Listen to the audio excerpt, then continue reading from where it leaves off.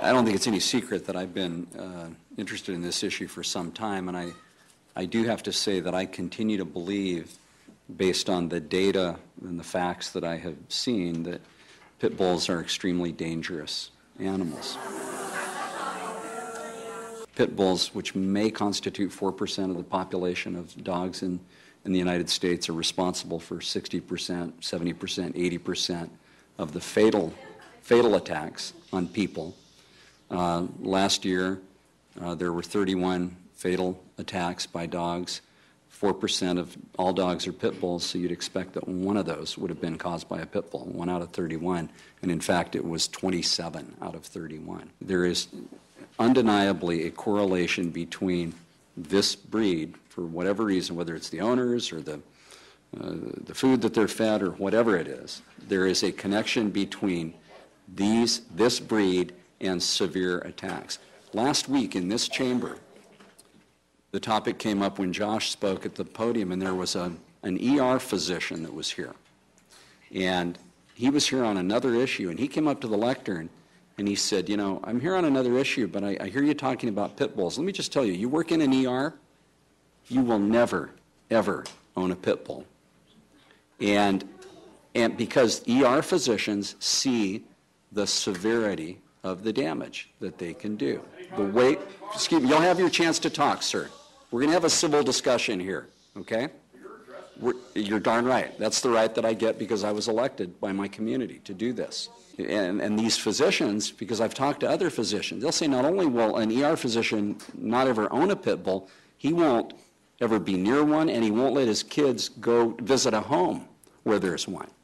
It's just undeniable, the inherent dangerousness of this particular breed, which again, I believe is just undeniable. There is good cause for us to require not the banning of pit bulls. We could debate that, some other time and place. We may not be able to convince one another about the facts that I've laid out. We would be wise to take the action tonight on the breed that's almost 30% of all of the animals that are being euthanized.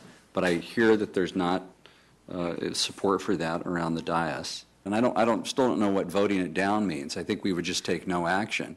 I can bring it back, and I will. So Steve, I'll just offer it so that we get a vote on it. And I'll bring it back again in July. I mean, so my point, Terry, is the public should be heard when we're actually ready to make a decision. Well, but I think most of us are ready to make a decision. You're ready to make a decision tonight. And it may well be that I will offer this same exact solution. Well, that's up to you. You're right. But my point is that a motion to table allows the community to speak when we're actually going to do something, Terry. Because what you're saying is we're not going to do anything. And what I'm saying is that they're here to speak tonight. They've been sitting here patiently. We should hear from them. That's all.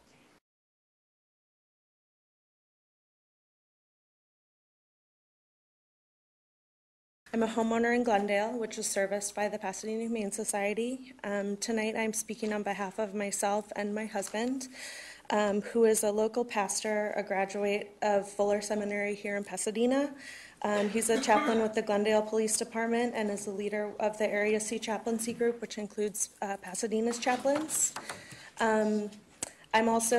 are the owners of 2 wonderful pit bulls. I'm a pediatric nurse practitioner at UCLA Medical Center. I have 2 master's degrees in nursing science. Unfortunately, I wish I was able to read my only 1-page statement, but since I'm not going to have time to do that, one of my biggest issues is that I think that this law appears to criminalize poverty. Thus far, you've only listened to Councilman Madison, who obviously as an attorney has to understand that, he's offering expert testimony in the form of this dogsbite.org.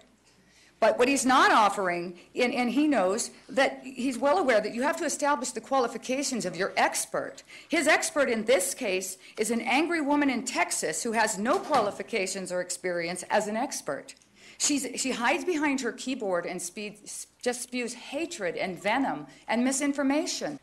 Everyone's provided so much great information already except for Mr. Madison. My organization fights misinformation, and pretty much everything coming out of your mouth is misinformation. Also, you said no one would step into an ER who owns a pit bull. My mom's been an ER nurse for 34 years. She owns a pit bull. Do you notice a trend here with Mr. Madison? Madison latches on to all-encompassing verbiage as if it's fact. First with the all pit bulls are killer stuff, then with the all doctors would never own them stuff. And it's certainly his right to do that if he chooses, but he can't legislate from that position at all. I want to say thank you so much for taking the time to read that pile of emails.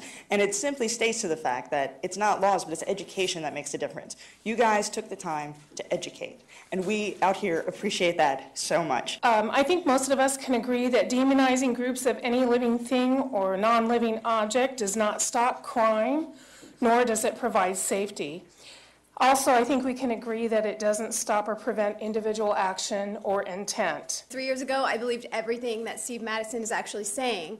But the difference is that I took the time to actually educate myself and acquaint myself with these dogs. And Steve, I invite you to go into the shelter and look into the eyes of all the dogs you're criminalizing, because it's just...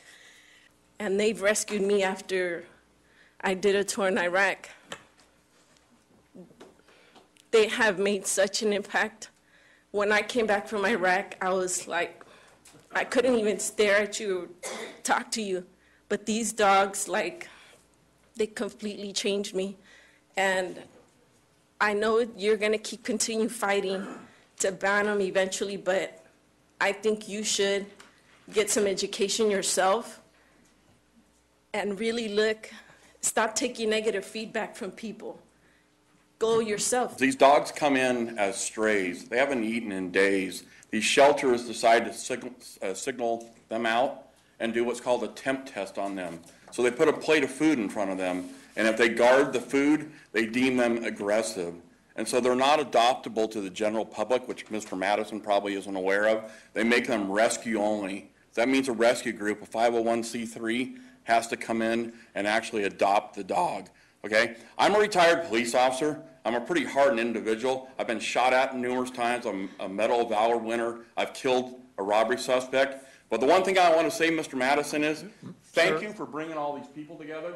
They are some of the most soulful animals I have ever met, despite the fact that a lot of them come from broken pasts.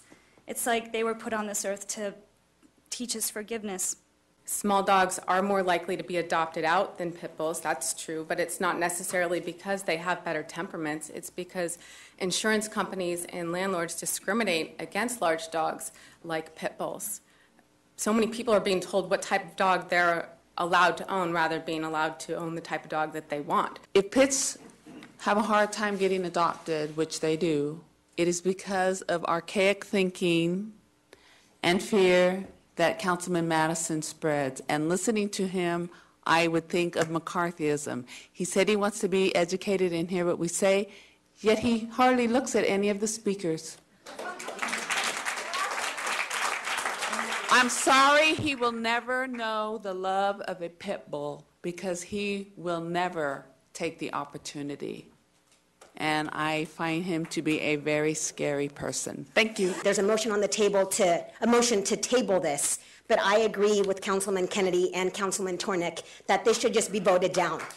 And so you can keep bringing this motion over and over again, and we will keep coming back over and over again. And these 3 pit bulls slept on my bed every single night when I was going through breast cancer. I don't know how I would have gotten through it without them. Like people, dogs should be judged as individuals. Rather than pass laws that target innocent dogs or their owners, we need breed-neutral dog laws that hold negligent or reckless owners accountable for their animals and for situations that are actually dangerous. When your parents told you to do something, did it make you want to do it? When they said, "Because I said so," did it compel you to want to do it? Or did it make you defiant and resentful? If they explained to you why you should do it, were you more likely to do that? It's no different when things like mandatory spay-neuter laws. Requiring people to do something like spay-neuter, especially when those people are singled out from the rest of the population, is not effective. Instead, try actively educating the community and engaging them in a dialogue about it. Find out what, if any, objections they have to it, and find ways to overcome them and work around them. Empower your community to be responsible dog owners, and do not punish those who already are. I'm a Jewish person who comes from Russia. I moved to America too, not to be discriminated against. The only dog I ever came to love is a pit bull. I'm actually a cat person. Yeah. So let's not discriminate. This is America. Let's not discriminate against specific breeds like Jews or pit bulls, okay? I've been to college and I learned that you have to have backup. You cannot just say that you've researched something and go off of one specific website. We have received counterfeit money. The gallery has several times been vandalized. We have been sexually harassed, had disturbing and sometimes frightening encounters with schizophrenics and transients, have broken up physical altercations outside of the gallery, and called 911 for passersby with medical and psychiatric issues. However, we have never once been assaulted or feared for our safety in any way because of a pit bull. Gorgeous, smart, sexy, loving, kind, generous, kissable. Sounds like the best date I've ever had, but that is the best companion dog I've ever had in my life. And I would encourage each and every one of you, especially the council member Madison, I would love to invite you to meet my pit bull. She is gorgeous, she is wonderful, she is kind, and I would ask all the council members, why BSL? I also have a pit bull, as per my vet. As per the shelter that I got my pit bull from, she's a pug mix. As per my vet, she's a pit mix. She's a little pit mix, so I don't know how you can discriminate what breed is what if a vet in a shelter and another vet can't come to a consensus if my dog's a pug or a pit mix. I was having this spay-neuter conversation multiple times a day. So if you're going to enforce an issue that people don't even know about, that's a big problem. So I think education needs to be brought to the people and needs to be brought in a big way. I'm extending my hand and my telephone number to anyone that wants to call or come by and see the kennel or talk to me about aggression. I'm available. 183 in 1 year, over years, that's going to really add up to hundreds and hundreds of pit bulls that are, I guess that's funny to you. Hundreds and hundreds of animals being... Ladies and gentlemen, we did put ourselves out to take comment. What that research says is that pit bulls have been bred to fight and to kill. I read research that said that their jaws are extremely strong. That their jaws are extremely strong? They're not. Okay. So, yeah, we're not talking about German Shepherds. We're talking about pit bulls. And are their jaws really, really strong? And do they actually bite using the strength of their jaws in a way that is different? There is research that says yes. Yeah, listen. You listen with your ears, and they don't let go. So 4%, if, as everyone says, I'm wrong, I'm lying, then 4% of the fatalities would be pit bulls. Any right-thinking person would, especially when you sit in our seat, and you say, we've got an obligation to protect the community, why are 4% of the dog population responsible for these kinds of fatal and severe attacks? And so I come here, trust me, there's no political mileage to be gained from this issue. I mean, just look at the folks. And it seems like a lot of them are talking about the personality of the dog, or if properly cared for, the dogs can be wonderful pets. I grant you all of that. I'm just saying, if you look at the data, there is both physical evidence and numeric evidence to suggest that a right-thinking person in our position would have to take this issue on. Pardon me? Did you say I'm wrong? Did pit bulls kill Samuel Zumadia, the 2-year-old? No, answer my question. Did pit bulls kill Samuel Zumadia? I don't know, I haven't seen all. Do you know about any of these cases? Yeah. Steve, we should probably keep the discussion within. Well, but I'm not particularly concerned that, one of my Maltipoos is going to kill somebody. Almost 70, there are 67, according to the... 67 cards, so I know the public is expecting to speak, and we'll give them out that opportunity, but I think that, this is not the only conversation that we've had about this topic. We, of course, want to give them the opportunity to speak. We have a number of emails and letters that were sent and faxed in prior to tonight, so I would just ask the council to consider a minute per card. And Mayor, there are members of the public that are in 2 floors down in the basement. Their cards are green. So what I let them know is that we were going to call 5 people at a time to give them ample time to come up from the downstairs overflow. So we've given their cards the green color so that we know that they're downstairs. I continue to feel, and based on what I've read and what the Humane Society told us last time we discussed mandatory spay and neuter, that we should continue with the path we set out on in October, which was when we discussed mandatory spay and neuter for all breeds. Presumably, I don't know this to be true, but the city clerk would know by virtue of pro or con. 67 people speak that are against, as I am, the proposed ordinance. Can you make a ruling if a motion would take precedence over what we're discussing, where it would have to be considered if I received a second to the motion?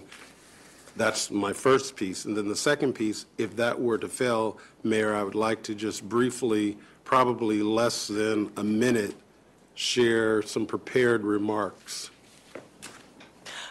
Yeah, yes. I don't think we can do that. I'm sorry? I was going to say, I don't think we can really discuss all breed spay and neuter tonight. I mean, I think Margaret's suggestion was that we would go back to that I thought path. that's what he was saying. I thought I was clear that we would table this for tonight, and we would continue to wait. So would we be tabling this breed-specific legislation and then bringing back a second proposal so that the council could take action on either or? Certainly, you would be tabling this ordinance, which is breed-specific, and at a future meeting, you can consider all breeds, breed-specific, no breeds.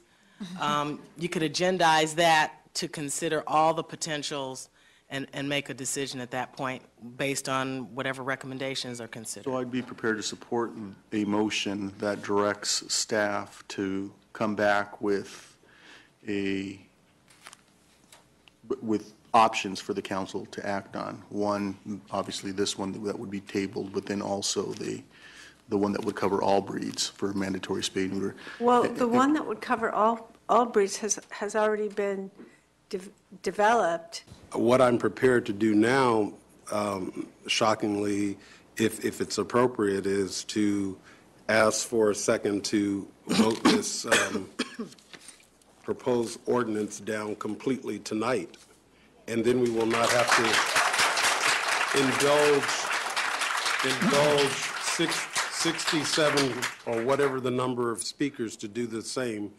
I'm convinced this is not the right way to approach this issue. I would simply make a motion that we vote this proposed ordinance down. I'm not familiar with the procedure that John is describing where we vote something down.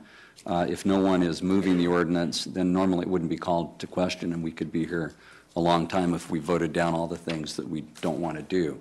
I like Victor's idea of continuing this. However, I'm of the feeling that the council, the majority of the council, is not prepared to support this ordinance. I just want my colleagues to know that last week I asked in a written form for this item to be deferred. It wasn't accepted because of it was a council motion that brought it to a first reading, if I understand that ruling to have it tonight. I have some comments, Mayor, and just like Mr. Kennedy has his comments. I don't know if it's appropriate, but I just want the audience to know that I am just so grateful for all the comments. I mean, if you see the size of the staff report just for this one topic, I've never seen anything so thick from emails. So thank you for that. I don't believe in banning pit bulls or the mixed breeds. I have to admit that I have some mixed emotions about this ordinance.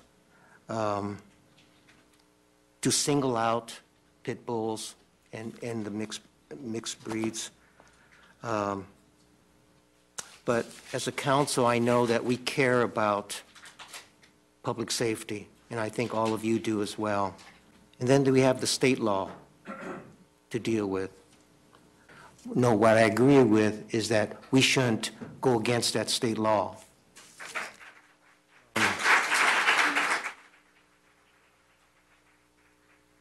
Then I have another question that I had from all of you. Is this law fair, that what we're trying to do here, having a pit bull ordinance? I don't believe it is. And the last thing I want to say is that I don't support having a pit bull ordinance right now. I think that we should have the other ordinance come forward. I think that is the ordinance that we should pass, the other ordinance that all dogs and dogs and cats to be equally spayed and neutered, to have a breed neutral law rather than a specific law. Thank you, ma'am. Thank you. Just in brief, I was not prepared to support tonight's agenda item as written or as proposed, similar to my opposition to the earlier action of the City Council that even brought this resolution forth for consideration tonight, for the same reasons, namely the difficulty that the Pasadena Humane Society expressed to us in them being able to identify pit bulls and not pit bulls, but the pit bull mixed breeds, and the enforcement mechanisms by which, if passed, the resolution would require. I was more than happy to consider, if and when it comes before us, the non-breed specific mandatory spay neuter. The council has certainly not introduced an ordinance which had the effect of tabling or withdrawing the ordinance from consideration by the council. So a motion is one way to do it. If there is no motion, or if there is no one who offers the ordinance tonight for consideration, that would have the same effect, and there wouldn't be an ordinance to vote on tonight. Hearing my colleagues speak, it seems to me that there are enough members of the council who would vote this motion, not the motion, but the ordinance down tonight. I would not support the motion that is currently on the floor. I'm more interested, if it comes to it, that the council would take an action on the ordinance that's before us tonight, given the fact that a majority of the council has already spoken and said they are not in support of this ordinance. But I think since these people have been sitting here all this time, and since we are going to have to hear from them one way or another, that before we vote on the motion to table, let's hear what they have to say and then decide whether we want to table it or vote it up or down tonight. We're not acting. We're not acting then. We'd be acting on this. Look, there have been a whole series of proposals here aimed at solving a problem that I don't think we can solve. And so, at least not through this approach. So I do think that the action that the council took to take up the matter of the all-breed solution or spay and neuter thing proposal is a prudent thing to discuss after the canvass has been completed. In the interim, you brought the idea of taking the single breed legislation. That has stirred a tremendous amount of community interest. We've all been bombarded, mostly you, with information and earnest points of view. I think we should close that loop, and I think we should do it tonight. I, for one, would invite my colleagues to vote no on the motion, as I am, and that we deal with the ordinance itself tonight. From the advantage point of my colleagues who have already spoken, there seems no appetite for the breed-specific legislation. The only attack that I know of on a police officer in the city of Pasadena who I worked with when I worked for the Pasadena Police Department was by a German Shepherd police dog. And most German Shepherds, as I remember when I was involved in police work, are taught to bite and hold the suspect as opposed to rip the skin. But one of our officers, out of respect, will not name him, was ripped from the hand all the way up the arm, and he's still on the Pasadena Police Department. It took some time for him to heal. The dog owner is in large measure responsible for the conduct of the dog, how that dog is trained, how you treat that animal. And this breed-specific proposed ordinance is not a solution, and healthy debate has taken place, but I don't think tabling it, having heard all of the speakers and really listened to my colleagues, is the best way to approach this. So I'm going to vote no on the motion and hope that we can deal with the fundamental issue of breed-specific legislation tonight. The necessity for this ordinance has not been established in my mind. I think the facts, I think we can say, are in dispute, if nothing else. And those of us that have waded through the information that people have been kind enough to provide, I think it's been very illuminating, and I think some of it was fascinating. I'm not able to reach any definitive conclusion about this one way or another, but I am persuaded, frankly, by the list of organizations objecting to breed-specific legislation, which we've been provided with, which include the American Bar Association, the AKC, the ASPCA, the American Veterinary Medical Association, and the California Veterinary Medical Association, and the Center for Disease Control and Prevention, as well as the Justice Department. And I think that the most important thing to me is that there's been that the benefit of this proposal hasn't been established. There is no evidence that this kind of breed-specific legislation will reduce the number of dog bites. There is no evidence that enforceability can really be achieved. And I think the reason that we've had this big outpouring of opposition is because when you start to deal with people's pets, you're really sort of reaching into their families. And I think that before government makes a move like that and runs the risk of overreaching, that we be very clear. We need to be very clear on the benefits. We need to be very clear on the science. And we need to be very clear on the enforceability. So I'm persuaded that we do need to take action. And I think that the action that we should take should be investing city resources in educating the public and in investing in some method of making low-cost or no-cost neutering available to people who can't afford it. Because I think one of the great deterrents, apart from not educating people about neutering, is that they really can't afford it. And the notion of criminalizing low-income families, I think, is a huge mistake. But I would urge the council to listen to what they've heard tonight, to absorb the information that we've been provided with, to reject the motion to table, and to vote on the substance of the proposal tonight.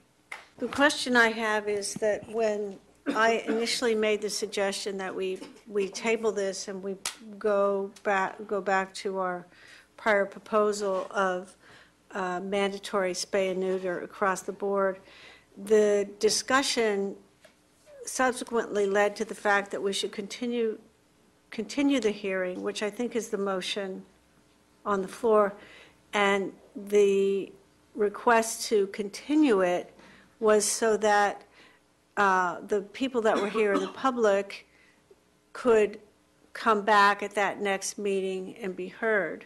But in the interim, everyone has been heard. I think when we had that discussion, we were talking about not hearing from the public, basically continuing the matter until another night, and then everyone would have to come back. Then we subsequently decided we want to make sure everyone who took the time to come out here tonight was heard, and they've been heard. So the way I see it, then there's no need to continue the item because the purpose for there's no longer a purpose for continuation. We might as well just act on it. Yeah, so the motion's actually not to continue, it's to just table. And no, let me finish. And what that can mean is it could come back or it couldn't come back. So just to clarify that.